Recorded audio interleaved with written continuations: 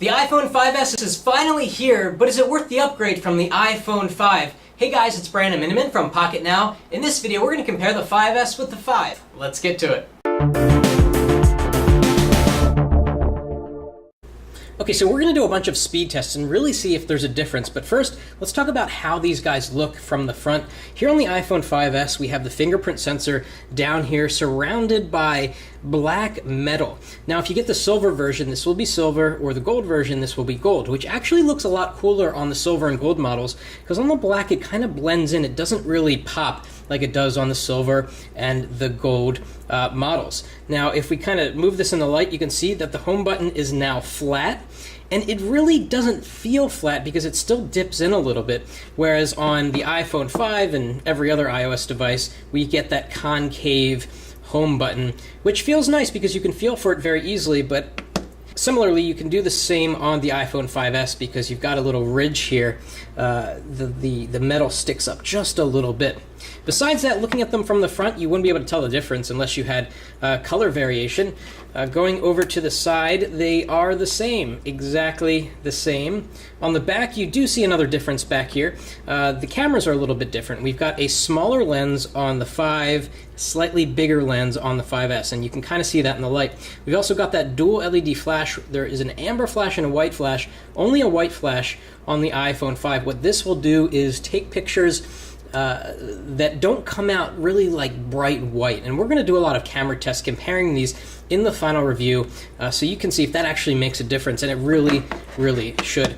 Now, we're going to turn on these devices at the same time. Obviously, we're looking for the 5S to be significantly faster than the 5. It's got a 64-bit chip, which really should make a difference. So let's turn them on and see which gets on first. They're set up with the same backup, so they're really running the same apps. Let's check it out. 1, 2, 3, and the iPhone 5S is already off to a faster start, and in iOS 7, the boot animation matches the color of your phone, so black and white. Okay, and the iPhone 5S got to the lock screen faster, significantly faster than the iPhone 5. And there we are. And right now it actually appears as if the brightness on the 5 is higher, so let's just equalize that for the sake of making this a fair video. And I'm just going to turn on full screen brightness. And right away you can tell that there's no difference between the screens. We've got a different wallpaper, sure, on the 5, but if you look at like the Starbucks icon and the calendar icon, they're both the same amount of brightness. So what we want to do now is open up some apps and see if there's a difference with the iPhone 5S. So we were just in settings. Let's do that again. Absolutely no difference there. Go back to the home screen. Let's open the Weather Channel app.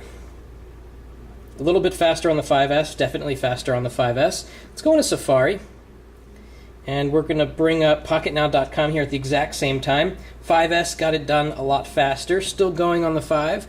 And this is kind of funny, right? Because the 5 is a very fast phone. And let's scroll down the page and see what it looks like, see if we get any sort of checkerboards or anything like that. Very smooth on both, though it looks like it's slightly faster on the 5S. Let's go to another web page. We'll bring up favorites here. Let's go to The Verge. Go. Okay, that was actually faster on the iPhone 5 there. Let's go to another page. Let's go to Engadget Mobile. Oh, missed that, so instead we'll go to Gizmodo. And they're off, and iPhone 5S finished slightly ahead of the 5.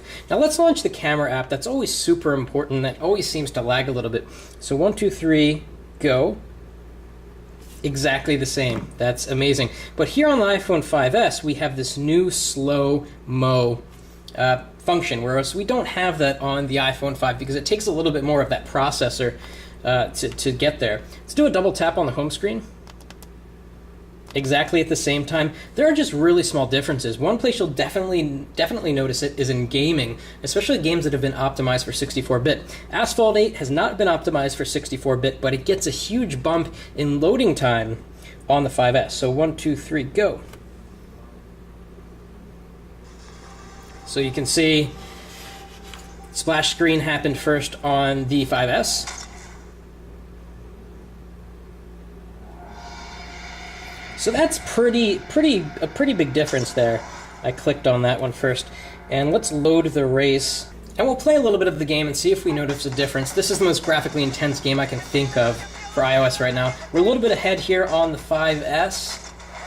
I'm going to try to play both at the same time. No, I'm not. I'll do one at a time. So here's the 5S. I'm usually pretty terrible at games, but I actually should be pretty good at this one. I play it a little bit too much. So graphics look really fantastic. You get the splatter effects on the screen, and really no choppiness. Let's check out the iPhone 5 here, which is on mute. And similar performance, perhaps. It's really tough to tell. I'd say that they're probably about the same, and that's because it's not optimized for 64-bit. But we do get faster load times on the iPhone 5S, definitely. Now, another thing you get on the 5S that you don't get on the 5 is fingerprint ID, or Touch ID as Apple calls it. So we can back out here and go into General, and you can find the fingerprint passcode stuff down here. We did a separate video on that, and we'll link you to that. But basically, with the iPhone 5S, you can save some seconds by not having to type in a password for iTunes when you're downloading apps, and for when you're getting into your phone from the lock screen, you don't have to put in your password if you have one. It's a time saver if you use a password. Otherwise, it's a little bit of a novelty. Let's load YouTube because, video takes a while to load sometimes, and let's swipe over here. We'll go to Uploads, and we'll play a video and see which queues up faster. So we just did that fingerprint sensor setup video, so tap it at the same time. 1, 2, 3, go. A little bit faster on the 5S.